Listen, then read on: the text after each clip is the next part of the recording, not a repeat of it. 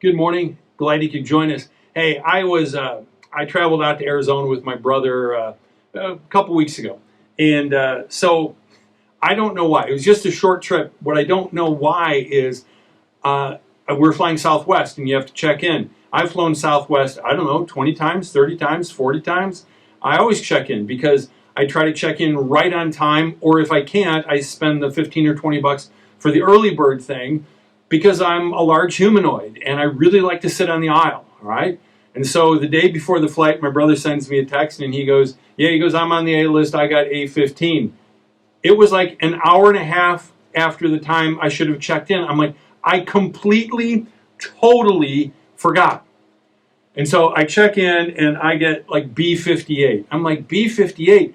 I don't like windows. They've got the curve. There's less leg room. You got to trample two people if you want to get out. And a middle seat, it's like, I can't remember the last time I sat in a middle seat. It's like, I'm like, no, this is like nightmare. It's like planes, trains, automobiles. I'm picturing somebody sleeping, stranger with their head on my shoulder. Reminds me of a mission trip I went on, the first junior high, or one of the first junior high mission trips. These junior high guys, middle of the night, there'd be a leg over me. There'd be this kid with his arm around my neck, whatever. It's like I'd wake him up, get him off me. The final night, I had a junior hire's head on this shoulder and this shoulder, and I finally just said, forget it. I'm just going to let him sleep. But that's kind of what I was picturing. But I like what it says in James chapter 4, verse 2. It says, you do not have what you want because you don't ask God for it. Now, it says some other things there, but you don't have what you want, what you really need, because you forget to ask God for it. So we get to the airport, and I go up with my brother and to get our boarding passes, and I like the printed one. And we talk to the agent, and we just say, he's got A15, I got B59 or whatever it is, and I'm just wondering if I could board with my brother. And we were joking around with her, and she was in a great mood, and she's just like, I'll give you a pre-board. And then we got moved from one gate to another, and we finally end up at the gate we're supposed to be at, and this little old lady shows up, and she's got like C63, and that doesn't exist. It was like C50 something. And she says, this is the first time I've ever traveled alone.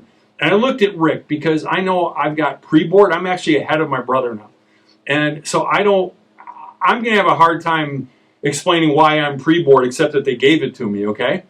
But Rick's A-listed, and I looked at Rick, and Rick's like, I got this. So they call the pre-board. I'm going on before the people in wheelchairs. Now, I got to be honest, I have a hiking stick with me, and I learned from a TSA agent that if I have it because I'm a hiker, they can take it away from me. But if I have it because my balance isn't so good, so I'll be honest, I used my hiking stick when I went on pre-board in front of all of the handicapped, the wheelchair people.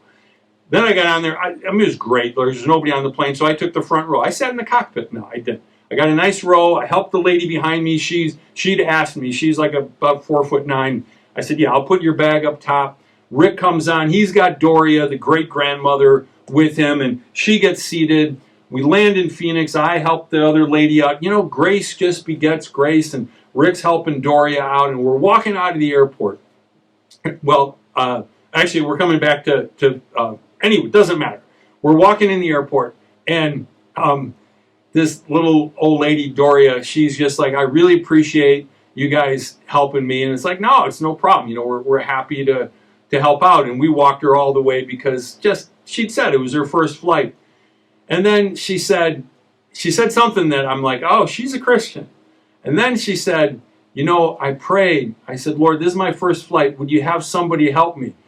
And then Rick tells her that we're both pastors. And then she says, well, the Lord knows what he's doing. And I said, that's good theology. The Lord knows what he's doing. But think about it. I was going to get a middle seat somewhere, and I asked, and I got preferential treatment. And this woman asked God, help me out here. And, Rick and I got to play angels, all right? I just thought it was a cool story. I thought you might enjoy it. If you need something from God, ask him. God bless you. Have a great day.